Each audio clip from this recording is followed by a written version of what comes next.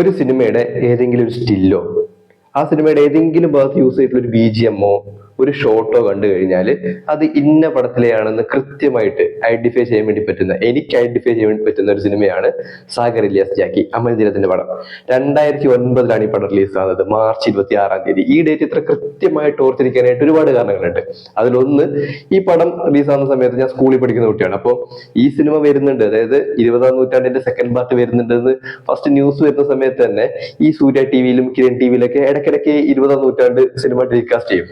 ഇത് കണ്ടിട്ടില്ലേ, നമുക്ക് ഈ പടത്തിന്റെ സെക്കൻഡ് പാർട്ട് എങ്ങനെയായിരിക്കും, പ്രത്യേകിച്ച് അമൽ നീരദെല്ലാം ചെയ്യുന്ന സമയത്ത് ഇതെങ്ങനെ ഉണ്ടാകും എന്ന് കാണാനായിട്ട് ഭയങ്കര ആഗ്രഹമായിരുന്നു. പിന്നെ ലാലേട്ടന്റെ ആ ഒരു ഗെറ്റപ്പ്, ആ ഒരു താടിയും ബുൾഗാനും ആ ഒരു കോട്ടും ഈ പരിപാടിയെല്ലാം സമയത്ത് നമുക്ക് ഭയങ്കര ആഗ്രഹമായിരുന്നു ഈ സാധനം തിയേറ്ററിൽ എങ്ങനെ ഉണ്ടാകും എന്ന് അറിയാൻ ഒരു ആഗ്രഹം ഉണ്ടായിരുന്നു. പോരാത്തതിന് ആ സമയത്ത് ഞാൻ ഒരു കടുത്ത ലാലേട്ടൻ ഫാനുമായിരുന്നു. അങ്ങനെ ഈ സിനിമ ഞാൻ എന്റെ 8ാം ക്ലാസ്സിലത്തെ ലാസ്റ്റ് എക്സാം കഴിഞ്ഞിട്ട് March 26 ഈ പടം കാണാൻ വേണ്ടി പോകുന്ന സമയത്ത് അന്ന് തിയേറ്ററിൽ ക്രൗഡ് വളരെ കുറവായിരുന്നു. അതിന്റെ ഒരു കാരണം എന്ന് പറയുന്നത്, സെയിം ടൈമിൽ തന്നെ ഈ ഹരിഹർ നഗർ 2 ഹരിഹർ നഗർ റിലീസായി. അതേപോലെ തന്നെ സൂര്യയുടെ അയൻ എന്ന് പറഞ്ഞ സിനിമയും ഇതേ സമയത്ത് തന്നെയാണ് റിലീസ് ആകുന്നത്. സോ ഈ പടത്തിന് ആൾക്കാർ വളരെ കുറവായിരുന്നു. അങ്ങനെ ഞാൻ അന്ന് ഈ പടം കണ്ടു. എനിക്ക് ഭയങ്കര ആവേശമായിരുന്നു ഈ സിനിമ തിയേറ്ററിൽ കാണുന്ന സമയത്ത്. എന്നിട്ട് പിന്നീട് ഈ പടത്തിന്റെ DVD റിലീസിന് ശേഷം DVD എന്റെ വീട്ടിൽ കൊണ്ടുവന്നു. വൈകുന്നേരം ഒരു 7 മണിക്ക് നമ്മൾ സിനിമ ഇട്ടു, കണ്ടു. പിറ്റേ ദിവസം രാവിലെ ഞാൻ ചെയ്ത പരിപാടി വെച്ചാൽ പിറ്റേ ദിവസം രാവിലെ വീണ്ടും ഈ പടം ഒന്നുകൂടി കണ്ടു. അതായത് ഈ വല്ലാത്തൊരു അഡിക്ഷൻ ഈ പടത്തിനോട് എനിക്ക് തോന്നി. അത് ഈ സിനിമയുടെ കഥ കൊണ്ടൊന്നുമല്ല കേട്ടോ. അതായത് കഥയുടെ സ്റ്റോറി ലൈനൊക്കെ നോക്കിക്കഴിഞ്ഞാൽ കഥാപരമായിട്ട് അങ്ങനെ വലിയ സ്ക്രിപ്റ്റിംഗ് ബ്രില്യൻസ് ഉള്ള സിനിമയൊന്നും അല്ല. നമ്മൾ ഇതിനു മുമ്പും കണ്ടിട്ടുള്ള തമിഴ്, തെലുങ്കു, അതുപോലെ തന്നെ ഹിന്ദി, മലയാളത്തിലെ തന്നെ ചില ഈ അധോലോകം പടം കണ്ട സെയിം ടെംപ്ലേറ്റിലാണ് ഈ പടത്തിന്റെ കഥയും പോകുന്നത്. പക്ഷെ ഈ പടത്തിന് ടെക്നിക്കലി എന്തൊക്കെയോ ചില പ്രത്യേകതകളുണ്ട്. പക്ഷെ അന്ന് അത് എനിക്ക് കൃത്യമായിട്ട് ഡിഫൈൻ ചെയ്യാൻ വേണ്ടി പറ്റില്ല. അത് നമ്മൾ സ്കൂളിൽ പഠിക്കുന്ന കുട്ടിയാണല്ലോ. എന്ന് മാത്രമല്ല, നമ്മളൊരു അഡോളസെന്റ് പിബർട്ടി ഏജിൽ നമുക്ക് എന്തെങ്കിലും ഒരു കാര്യത്തിനോട് ഒരു ആരാധന എല്ലാം തോന്നിക്കഴിഞ്ഞാലില്ലേ, ബ്ലൈൻഡ്ലി ഭയങ്കര ആരാധനയായിരിക്കും. സോ എനിക്ക് അങ്ങനെ ഡിഫൈൻ ചെയ്യാൻ വേണ്ടി പറ്റില്ല. ആ സമയത്ത് തന്നെ എന്റെ സ്കൂളിലുള്ള എന്റെ ഫ്രണ്ട്സിനോടെല്ലാം ഞാൻ ഈ സിനിമയെ കുറിച്ച് പറയുന്ന സമയത്തില്ലേ, അവർക്കത് വലിയ വിഷയമൊന്നുമല്ല, അത്രയല്ലേ ഉള്ളൂ. പക്ഷെ എനിക്കത് ഭയങ്കര ഒരു ആവേശമായിരുന്നു. പിന്നെ കുറെ വർഷങ്ങൾ കഴിഞ്ഞു, വീണ്ടും എന്റെ സ്കൂള് കഴിഞ്ഞു, കോളേജിലായി, പിന്നെ ജോലിയായി. അങ്ങനെ കുറെ നാളുകൾക്ക് ശേഷം ഞാൻ ഒരു 2020-22 ശേഷം ഇൻസ്റ്റാഗ്രാമിൽ ഇങ്ങനെ ഈ സിനിമയിലെ ഒരു ഷോർട്ട് അല്ലെങ്കിൽ ഏതൊരു പാട്ടോ അങ്ങനെ എന്തോ ഒരു കാര്യം കണ്ട സമയത്ത് ഇതിന്റെ കമന്റ് ബോക്സിലേക്ക് ഞാൻ പോയ സമയത്ത് കമന്റ് ബോക്സ് മൊത്തം ഈ സിനിമയെ പുകഴ്ത്തിക്കൊണ്ട്, അതായത് ഈ സിനിമയ്ക്ക് ഞാൻ മാത്രമല്ല എന്നെ പോലത്തെ വേറെയും കുറെ ഭ്രാന്തന്മാരുണ്ട് എന്ന് എനിക്ക് മനസ്സിലായി. കമന്റ് ബോക്സിൽ മൊത്തം ഈ സിനിമയുടെ പാട്ടിനെ കുറിച്ചിട്ടും ഇതിലെ ലാലേട്ടന്റെ ഗെറ്റപ്പിനെ കുറിച്ചിട്ടൊക്കെ ആൾക്കാർ ഇങ്ങനെ പറയുന്നുണ്ട്. ഒരു അണ്ടർ റേറ്റഡ് പടമായി പോയി, മേ ബി ഈ സമയത്ത് റിലീസ് ആയിരുന്നെങ്കിൽ ഒരു വലിയ ഹിറ്റ് ആകുമായിരുന്നു എന്നൊക്കെ ആൾക്കാർ പറയുന്ന സമയത്ത് എനിക്ക് മനസ്സിലായി എനിക്ക് മാത്രമല്ല എന്നെ പോലെ വേറെയും ചില ഭ്രാന്തന്മാർ ലോകത്തുണ്ടെന്ന് എനിക്ക് മനസ്സിലായി. സോ ഈ പടത്തിന് ശേഷം ഞാൻ ഒന്നുകൂടി കണ്ടപ്പോഴത്തേക്കില്ലേ, കാണുമ്പോൾ കാഴ്ചയിൽ വലിയ പുതുമയൊന്നും നമുക്ക് ഫീൽ ചെയ്യില്ല. അതായത് കഥാപരമായിട്ട് ഒരു വലിയ ഫ്രഷ്നെസ് ഒന്നും നമുക്ക് ഫീൽ ചെയ്യില്ല എങ്കിൽ പോലുമില്ലേ, ഈ സിനിമയില് നമ്മളെ പിടിച്ചിരുത്തുന്ന എന്തൊക്കെയോ ഒരുപാട് ഘടകങ്ങളുണ്ട്. നമ്മളെ മീൻസ് എല്ലാ ഓഡിയൻസിനെ അല്ല, ചില ആൾക്കാരെ പിടിച്ചെടുത്തുന്ന എന്തൊക്കെയോ ചില സാധനങ്ങൾ ഈ പടത്തിലുണ്ട്. ഫസ്റ്റ് തിങ്, ഈ പടത്തിന്റെ ഡയറക്ഷനാണ്. അമൽ നീരദിന്റെ മൂവിയാണ്. സോ അമൽ നീരദിന്റെ മൂവി എന്തൊക്കെ പറഞ്ഞാലും ഇല്ലേ, കാണുമ്പോൾ ഒരു സ്റ്റൈൽ ഉണ്ടാവും പടത്തിന്. അതായത് കഥയെല്ലാം വളരെ സില്ലി ആയിരിക്കും, അല്ലെങ്കിൽ ഫസ്റ്റ് നന്നായി ബിൽഡ് ചെയ്ത് വന്നിട്ട് ക്ലൈമാക്സ് ആവുന്ന സമയത്ത് എന്നൊക്കെ, അതായത് ഇങ്ങനെ ആയിരുന്നില്ല, ഒരു പ്രോപ്പർ എൻഡിങ് ആയിരുന്നില്ല, അല്ലെങ്കിൽ കുറച്ചുകൂടി അവർക്ക് വർക്ക് ചെയ്യാമായിരുന്നു എന്നൊക്കെ നമുക്ക് തോന്നിപ്പിക്കുന്ന രീതിയിലായിരിക്കും സിനിമ എൻഡ് ചെയ്യുക. പക്ഷെ പടത്തിന്റെ ടോട്ടൽ ഒരു ക്വാളിറ്റി, ഒരു മേക്കിംഗ്, ടെക്നിക്കൽ സൈഡൊക്കെ നോക്കിക്കഴിഞ്ഞാലില്ലേ, നമുക്ക് ഭയങ്കര അത്ഭുതം തോന്നും. ബിഗ് ബി ഏകദേശം അങ്ങനെ തന്നെയായിരുന്നു. സോ ബിഗ് ബി കഴിഞ്ഞിട്ട് അമൽ നീരദിന്റെ 2ാമത്തെ പടം എന്ന് പറയുന്ന സമയത്ത് തന്നെ നമുക്കൊരു എക്സൈറ്റ്മെന്റ് ഉണ്ട് പടം എങ്ങനെയായിരിക്കുന്നത്. ഡയറക്ഷൻ വൈസ് നോക്കിക്കഴിഞ്ഞാലില്ലേ, വളരെ സ്റ്റൈലിഷ് ആയിട്ടാണ് അദ്ദേഹം ഈ പടം മേക്ക് ചെയ്ത് വെച്ചിട്ടുള്ളത്. ഈ സിനിമയുടെ സിനിമാറ്റോഗ്രഫി ചെയ്തതും അമൽ നീരദ് തന്നെയായിരുന്നു. അമൽ നീരദിന്റെ സിനിമകളുടെ ഒരു പ്രത്യേകത എന്ന് വെച്ചാല്, മെയിൻ ആണ് മാത്രമല്ല അയാളുടെ കൂടെ അഭിനയിക്കുന്ന ആൾക്കാർ, അതായത് ഗാങ്സ്റ്റേഴ്സ് ഒക്കെ ഉണ്ടെങ്കിലുണ്ടല്ലോ, അവരെല്ലാം നല്ല സ്റ്റൈലിഷ് ആയിരിക്കും. പൊതുവെ അമലിന്റെ പടത്തില് അതായത് മെയിൻ ലീഡിൽ വരുന്ന ആൾക്കാരുടെ ഗെറ്റപ്പ്, അവരുടെ കോസ്റ്റ്യൂം ഒക്കെ കുറച്ച് ഡിഫറെന്റ് ആയിരിക്കും. അതിന്റെ കൂടെ തന്നെ ഈ ഗാങ്സ്റ്റേഴ്സ്, അതായത് ഒരുമിച്ച് വരുന്ന കൂടെ നടക്കുന്ന ആൾക്കാരും നല്ല സ്റ്റൈലിഷ് ആയിരിക്കും. അവരുടെ കോസ്റ്റ്യൂം ആണെങ്കിലും ഹെയർ സ്റ്റൈൽ ആണെങ്കിലും ചിന്ന് ബിയഡൊക്കെ നോക്കി കഴിഞ്ഞാൽ നല്ല അടിപൊളിയായിരിക്കും. ഈ പടത്തിന്റെ മൊത്തത്തിൽ നോക്കിക്കഴിഞ്ഞാലില്ലേ, ലാലേട്ടന്റെ കൂടെയുള്ള ഗ്യാങ് ആണെങ്കിലും ഇപ്പുറത്തുള്ള റൊസാരിയോ ബ്രദേഴ്സിന്റെ ഗ്യാങ് ആണെങ്കിലില്ലേ സ്റ്റൈലാണ് ആൾക്കാര്. അത് മാത്രമല്ല ക്രൗഡ് വരുന്ന സമയത്ത് തന്നെ ഫൈറ്റേഴ്സ് എന്താണ് അടിക്കാൻ വേണ്ടി വരുന്ന ഒരു ഫീൽ ഉണ്ടാവും. സാധാരണ പടത്തിലെല്ലാം ഈ ഫൈറ്റേഴ്സ് അല്ലെങ്കിൽ ഈ ഫൈറ്റ് ബോയ്സ് എല്ലാം വരുന്ന സമയത്ത് നമുക്ക് മനസ്സിലാവും ഇത് അടി കൊള്ളാൻ വേണ്ടിയിട്ട് വരുന്നതാണെന്ന്. പക്ഷേ ഇദ്ദേഹത്തിന്റെ സിനിമ നോക്കി കഴിഞ്ഞാലില്ലേ ഫൈറ്റേഴ്സ് എല്ലാം വരുന്ന സമയത്ത് ഇയാളുടെ കയ്യിൽ നിന്ന് രണ്ടെണ്ണം കിട്ടും അങ്ങനെ ഒരു തോന്നൽ ഉണ്ടാക്കാനായിട്ട് അമൽ നീരദിന്റെ ഈ ഫൈറ്റ് കൊറിയോഗ്രഫിയിലെല്ലാം അദ്ദേഹത്തിന് അങ്ങനെ ഒരു സ്കില്ലുണ്ട്. ഫൈറ്റ് കൊറിയോഗ്രഫി അദ്ദേഹം ചെയ്തു എന്നല്ല, പക്ഷെ സ്ക്രീനിൽ ഇത് എങ്ങനെ പ്രസന്റ് ചെയ്യുന്ന രീതി ഉണ്ടല്ലോ, സിനിമയുടെ ഫൈറ്റ് സീക്വൻസ് എല്ലാം നോക്കിക്കഴിഞ്ഞാലില്ലേ നല്ല രസമായിരുന്നു. അതിൽ ഒന്നാമത്തത് ഫസ്റ്റത്തെ കാര്യം, അതായത് ഇവരുടെ ഇൻട്രോയിൽ ഫൈറ്റ് ഇല്ല, പക്ഷെ ആ ഒരു ഇൻട്രോ സീൻ എന്ന് പറയുന്നത് ഒരു ക്ലാസ് ആയിട്ട് മേക്ക് ചെയ്ത സാധനമാണ്. സംഭവം അമൽ നീരദിന്റെ മുമ്പത്തെ സിനിമയിൽ തന്നെ ആദ്യം കൈ കാണിക്കും, പിന്നെ കാല് കാണിക്കും, പിന്നെ ഒരു ഏരിയൽ ഷോട്ട് ഉണ്ടാവും. അങ്ങനെ തന്നെയാണ് മേക്ക് ചെയ്തിട്ടുണ്ടെങ്കിലില്ലേ സിനിമ കാണുന്ന സമയത്ത് നമുക്ക് തിയേറ്ററിൽ ഭയങ്കര ഒരു ആവേശം ഉണ്ടാക്കാനായിട്ട് ആ ഒരു സീനിനെ കൊണ്ട് കഴിഞ്ഞിട്ടുണ്ട്.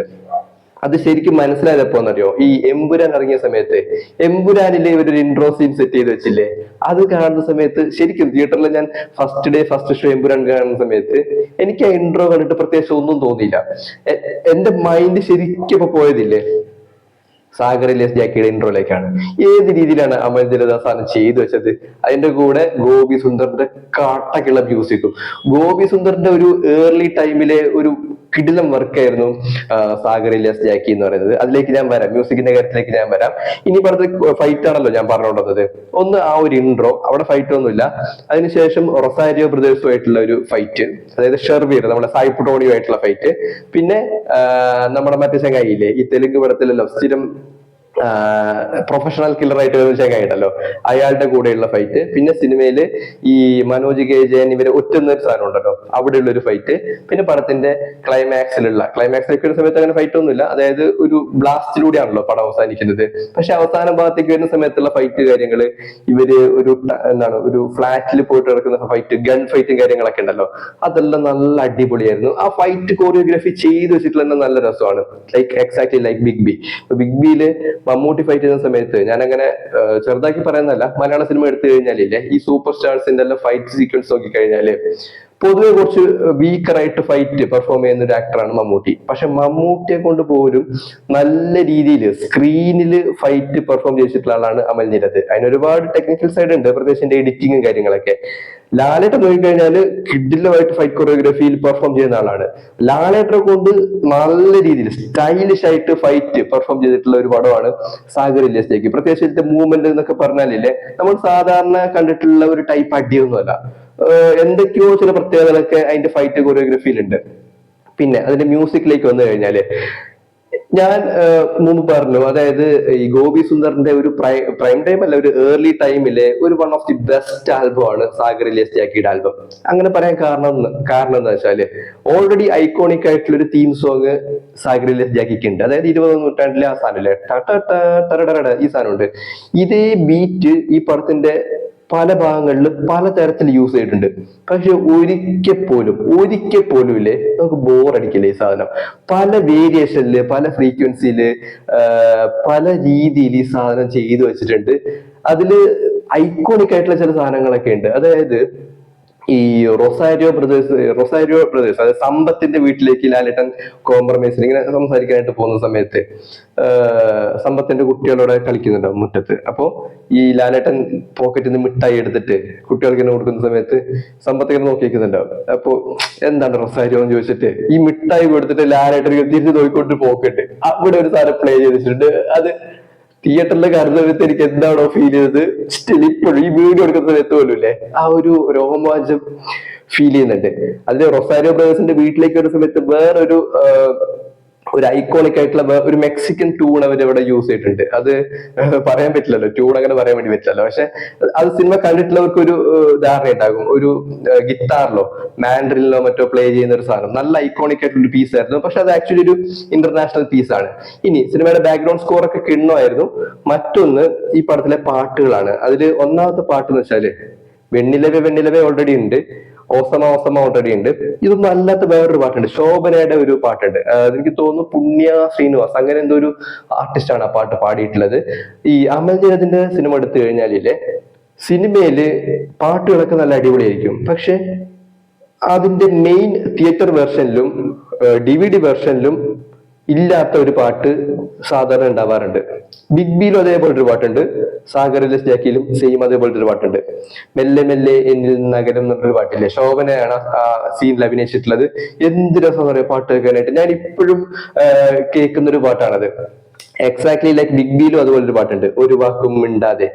അത് നമ്മളെ ഈ സുമൻ അല്ല, ആർട്ടിസ്റ്റിന്റെ പേര് ഞാൻ മറന്നുപോയി. ആ മമ്മൂട്ടിയുടെ അനിയനായിട്ട് അഭിനയിക്കുന്ന ഗുജറാത്തി മോനെ തോന്നിച്ചിട്ടില്ലേ, ആ ചങ്ങായിയും അവന്റെ പേരായിട്ടുള്ള അഭിനയിക്കുന്ന ആളും ആ പെൺകുട്ടിയും തമ്മിലുള്ള ഒരു റൊമാൻറ്റിക് സോങ് ഉണ്ടല്ലോ, ഒരു വാക്കും മിണ്ടാതെ. ആ പാട്ടിനെ പോലെ തന്നെ, അതായത് ആ പാട്ട് മെയിൻ വേർഷനിലില്ല, തിയേറ്റർ വേർഷനിലില്ല, ടി വിയിലും എവിടെയും കണ്ടിട്ടില്ല. വളരെ അപൂർവമായിട്ട് കിരൺ ടി വിയിൽ പണ്ടപ്പോഴോ കണ്ടിട്ടുണ്ട്, ജൂക്ക് ബോക്സിൽ പണ്ടപ്പോഴോ കണ്ടിട്ടുണ്ട്. അതിനുശേഷം ആ പാട്ടിനെ കുറിച്ച് ഒരു വിവരമില്ല, യൂട്യൂബിൽ പോലും ഇല്ലാത്തൊരു പാട്ടാണത്. പക്ഷെ ഏതോ ഒരു ഫേസ്ബുക്ക് അക്കൗണ്ടിൽ ആ പാട്ട് അപ്ലോഡ് ചെയ്ത് വെച്ചിട്ടുണ്ട്. അതേപോലെ ഒരു പാട്ട് സാഗര ജാക്കിയിലുണ്ട്, മെല്ലെ മെല്ലെ എന്നിൽ നിന്നകലും. എന്ത് രസം പറയാം പാട്ട് കേൾക്കാനായിട്ട്. ആ പാട്ടിന്റെ ഓർക്കസ്ട്രേഷനും അതിന്റെ എന്താണ് വോയിസ് നോക്കിക്കഴിഞ്ഞാലും മോഡുലേഷൻ ഒക്കെ നോക്കിക്കഴിഞ്ഞാലും രസകരമായിട്ടൊരു പാട്ട്. പിന്നെ വെണ്ണിലവേ വെണ്ണിലവേ, ആ പാട്ടില് എനിക്ക് ഭയങ്കര അട്രാക്ഷൻ ആയി തോന്നിയ കാര്യം എം ജി ശ്രീകുമാർ 2 വരി ആ പാട്ടിൽ പാടിയിട്ടുണ്ട്. പ്രണയമോ കടലല പോലെ, അത്രേ ഉള്ളൂ. പക്ഷെ അത് കേൾക്കുന്ന സമയത്ത് ഭയങ്കര രസമാണ്. പിന്നെ ആ പാട്ടിന്റെ ബാക്ക്ഗ്രൗണ്ട് ഫുള്ള് ലഡാക്കിൽ ഷൂട്ട് ചെയ്തൊരു പാട്ടായിരുന്നു അത്. അന്നത് കാണുന്ന സമയത്തില്ലേ ഭയങ്കര, നമ്മൾ അതിനു മുമ്പ് അങ്ങനത്തെ ഒരു ജിയോഗ്രഫി മലയാള സിനിമയിൽ കണ്ടിട്ടില്ലല്ലോ, ഭയങ്കര രസമായിരുന്നു. അതുപോലെ തന്നെ ജ്യോതിർമയുടെ ഒരു ഐറ്റം ഡാൻസ് ഓസമ്മ എന്നുള്ള പാട്ട്, ആ പാട്ടിന്റെ റിമിക്സ് വെർഷനും ഭയങ്കര രസമായിരുന്നു. അന്ന് 2009 ഞാൻ ഇങ്ങനെ ഫോണിൽ ഇങ്ങനെ കേട്ടിട്ടുണ്ട് ആ പാട്ട്. പിന്നെ അവസാനമുള്ള പാട്ട്, ആ ഒരു ബാങ്കർ സാഗർ ഇലിയാസ് ജാക്കി, അത് എനിക്ക് തോന്നുന്നു അത് അന്നത് വലിയ ഹിറ്റാണ്. അന്ന് ശരിക്കും സോഷ്യൽ മീഡിയ ഇല്ലാത്തത് കൊണ്ടാണ് നമുക്ക് അതിന്റെ ഒരു ടോട്ടൽ വൈബ് മനസ്സിലാവാത്തത്. ഇന്നും ആൾക്കാർ ആ പാട്ട് വെച്ചിട്ട് ശരിക്കും വൈബ് ചെയ്യുന്നുണ്ട്. ഇന്നാണ് ആ ബാങ്കറിന്റെ ഇമ്പോർട്ടൻസ് ആൾക്കാർക്ക് മനസ്സിലായത്. അന്നില്ലേ ഞാൻ സ്റ്റിൽ ഈ കിരൺ ടി വിയിൽ ഈ പാട്ട് കേൾക്കുന്നു, അതായത് ലാസ്റ്റത്തെ സാഗര ജാക്കി എന്നുള്ള പാട്ട് കേൾക്കുന്നു.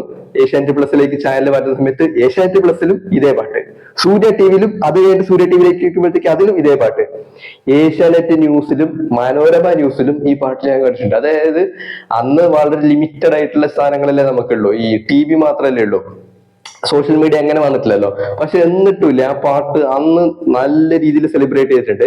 പക്ഷെ നമ്മൾ ഇന്ന് കാണുന്ന ഒരു സ്റ്റൈലിലേക്ക് ആ പാട്ട് വന്നിട്ടില്ല. എന്ന് വെച്ചാൽ ആൾക്കാര് ചെറുപ്പക്കാർ ആ രീതിയിൽ അങ്ങനെ എൻജോയ് ചെയ്തിട്ടില്ല എന്നാണ് ഞാൻ മനസ്സിലാക്കുന്നത്. പക്ഷെ പാട്ട് അത്യാവശ്യം ഹിറ്റായ ഒരു പാട്ടാണ്.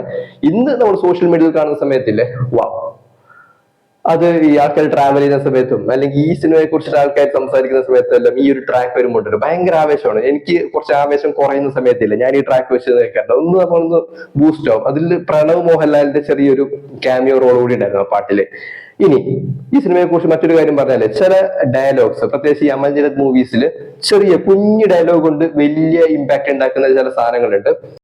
നീ ചിന്തിച്ച് തീരുന്നിടത്ത് ഞാൻ ചിന്തിച്ചു തുടങ്ങും, இந்த மாதிரி பேசலும் பேசி എന്നെ വരട്ടാതെങ്ക പോയി ഉന്മാമിക്ക് മാവാട്ട വേലപ്പാറ്. അതുപോലെ തന്നെ വേറൊരു സാധനം ഉണ്ടായിരുന്നു, ബിസ്മി പോലും ചൊല്ലാതെ നിന്റെ അർത്ഥങ്ങൾ എന്ന് പറഞ്ഞൊരു ഡയലോഗ് ഉണ്ടായിരുന്നു. അതെനിക്ക് കുറച്ച് ഭയങ്കര ക്രിഞ്ചായിട്ടാണ് അന്നും തോന്നിയത്. സാഗർ എന്ന മിത്രത്തെ മാത്രമേ നിനക്കറിയൂ, ജാക്കി എന്ന ശത്രുവിനെ നിനക്കറിയില്ല. അതുപോലെ തന്നെ നല്ലത് എപ്പോവുമേ കൂടത്താ ഇருக்கு, അതിനാൽ ഞാൻ എപ്പോവുമേ നല്ലതാ ഇருக்கு. ഇത് സുമനോട് പറഞ്ഞൊരു ഡയലോഗ് ആയിരുന്നു. സുമനും സമ്പത്തുമാണ് ഈ പടത്തിലെ വില്ലൻ റോളിൽ വന്നിട്ടുള്ളത്. സമ്പത്തിന്റെ എന്താണ് ഒരു പ്രത്യേകത എന്ന് വെച്ചാല് അയാളുടെ സൗണ്ട് എന്ന് പറയുന്നത് കിടില സൗണ്ട് ആണ്. പിന്നെ ഭയങ്കരമായിട്ടുള്ള സ്ക്രീൻ പ്രസൻസ് ആണ്. സുമൻ പിന്നെ ഒരുപാട് തെലുങ്ക് പടത്തില് സെയിം ടൈപ്പ് വില്ലനെ കാണിച്ചിട്ടുള്ളത് കൊണ്ട് എനിക്ക് അന്ന് വലിയ സംഭവം തോന്നിയിട്ടൊന്നുമില്ല, ഇന്ന് വലിയ സംഭവം തോന്നിയില്ല. പക്ഷെ റൊസാരിയോ പിള്ളമാരെല്ലാം നല്ല സെറ്റ് ടീമായിരുന്നു, അടിപൊളിയായിരുന്നു. പിന്നെ വേറൊരു കാര്യം പറയാനുള്ളത്, എനിക്ക് ശരിക്കുമില്ലേ ലൂസിഫറിൽ ലാലേട്ടൻ ഈ മുണ്ട് മടക്കി കുത്തി വരുന്നതിനെക്കാട്ടിലും ഒരു 100 ഇരട്ടി ഇമ്പാക്ട് തോന്നി എപ്പോഴാണെന്നറിയോ, ഈ പടത്തില് മനോജ് ഗേജന്റെ ഡെഡ് ബോഡി നോക്കിയിട്ട് ഇവര് ലാലേട്ടൻ മോർച്ചറിയിൽ നിന്ന് ഇറങ്ങി വരുന്ന ഒരു സീനുണ്ട്. അവിടെ ലാലേട്ടൻ ഒന്ന് മുണ്ട് മടക്കി കുത്തുന്നുണ്ട്. അമൽ നീരദിന്റെ ഒരു സ്റ്റൈലിഷ് ഒരു സിഗ്നേച്ചർ സീൻ എന്ന് പറയാം. ഈ മഴയുണ്ട്, കൊടയുണ്ട്, സ്ലോ മോഷൻ ഉണ്ട്, കറുത്ത കാറുണ്ട്, ലാലേട്ടൻ ഇരുന്ന് മുണ്ടും മടക്കി കുത്തി വരുന്ന ഒരു സാധനം, അത് കിടിലമായിരുന്നു. അതുപോലെ തന്നെ ഞാൻ നേരത്തെ പറഞ്ഞില്ലേ തെലുങ്ക് പടത്തിലെ സ്ഥിരം മറ്റേ പ്രൊഫഷണൽ എന്താണ് ഷൂട്ടർ, എന്താണ് ഷെയ്ഖ്, എന്ത് ഷെയ്ഖ് ആയിരുന്നു, സ്നൈപ്പർ ഷെയ്ഖ്, അങ്ങനെയാണ് ഈ സിനിമയിൽ അദ്ദേഹത്തിന്റെ ക്യാരക്ടറിന്റെ പേര്. അയാളുടെ കൂടെയുള്ള ഗൺ ഫൈറ്റും പിന്നെ അതിനുശേഷം ഗൺ ഫൈറ്റിന് ശേഷം നോർമൽ ഒരു ഫൈറ്റ് ഉണ്ട്, ഫിസിക്കൽ ആയിട്ടുള്ള ഒരു ഫൈറ്റ് ഉണ്ട്.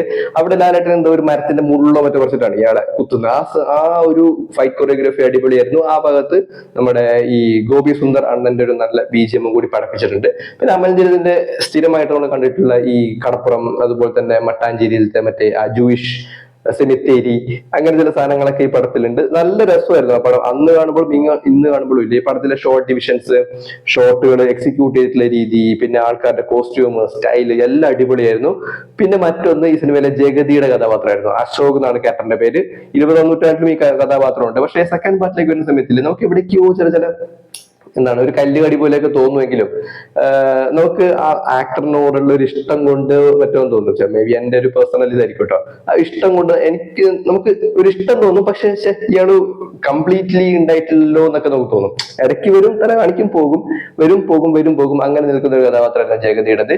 പിന്നെ നടിമാര് ഒരുപാട് നാളുകൾക്ക് ശേഷം ശോഭന മലയാളത്തിലേക്ക് തിരിച്ച് വന്ന് അഭിനയിച്ച ഒരു പടമായിരുന്നു സാഗര രചയാക്കി. പിന്നെ ഭാവന, സോന നായർ, പിന്നെ അങ്ങനെ വലിയ ലേഡി ആർട്ടിസ്റ്റുകളൊന്നും ഉണ്ടായിട്ടില്ല. പക്ഷെ ഈ പടം അങ്ങനെ വലിയ സംഭവമൊന്നുമല്ല. പക്ഷെ ടെക്നിക്കലി തിയേറ്റർ എക്സ്പീരിയൻസ് നോക്കിക്കഴിഞ്ഞാലും ഇതിന്റെ മ്യൂസിക്, കോറിയോഗ്രാഫി, അതായത് ഫൈറ്റ് കോറിയോഗ്രാഫി, അതുപോലെ തന്നെ ഈ സിനിമാറ്റോഗ്രാഫി, എഡിറ്റിങ്, ഈ ഭാഗമൊക്കെ നോക്കിക്കഴിഞ്ഞാലില്ലേ മലയാളത്തിലെ ഒരു ബെഞ്ച് മാർക്കായിട്ട്, ടെക്നിക്കലി നല്ല ബെഞ്ച് മാർക്കായിട്ടുള്ള ഒരു പടം കൂടിയായിരുന്നു സാഗർ ഏലിയാസ് ത്യാഗി. അയ്യോ കഴിച്ചാലും തേച്ചു പോയി. ഓക്കെ, സോ എന്താണ് നിങ്ങളുടെ ഒപ്പീനിയൻ എന്നുള്ള കാര്യം കൂടി പറയുക. ഇതെന്റെ പുതിയൊരു വീഡിയോ സീരീസ് ആണ് കേട്ടോ. അതായത് 16 കൊല്ലം മുമ്പ് റിലീസായ, 17 കൊല്ലം മുമ്പ് റിലീസായ സിനിമയെ കുറിച്ചിട്ട് നീ ഇപ്പോഴെന്തിനാണ് റിവ്യൂ ചെയ്തെന്ന് ചോദിച്ചു കഴിഞ്ഞാല് ഇതെന്റെ പുതിയൊരു വീഡിയോ സീരീസ് ആണ്. ആ പഴയ പടം അങ്ങനെയാണ് ഈ ഒരു സീരീസിന്റെ പേര്. അപ്പൊ ഇതില് ഞാൻ മുമ്പ് കണ്ടിട്ടുള്ള പഴയ കുറച്ച് സിനിമകളെ കുറിച്ചായിരിക്കും സംസാരിക്കാൻ വേണ്ടി പോവാ. സോ നിങ്ങളുടെ അഭിപ്രായങ്ങളൊക്കെ കമന്റ് ചെയ്തിട്ടില്ല എങ്കിലും ഒന്ന് മെസ്സേജ് എല്ലാം ചെയ്ത് കഴിഞ്ഞാൽ എനിക്ക് കുറച്ചുകൂടി ബെറ്റർ ആക്കാൻ വേണ്ടി പറ്റും എന്ന് തോന്നുന്നു. സോ എന്തെങ്കിലുമൊക്കെ ചെയ്യുക. See you in the next video. By.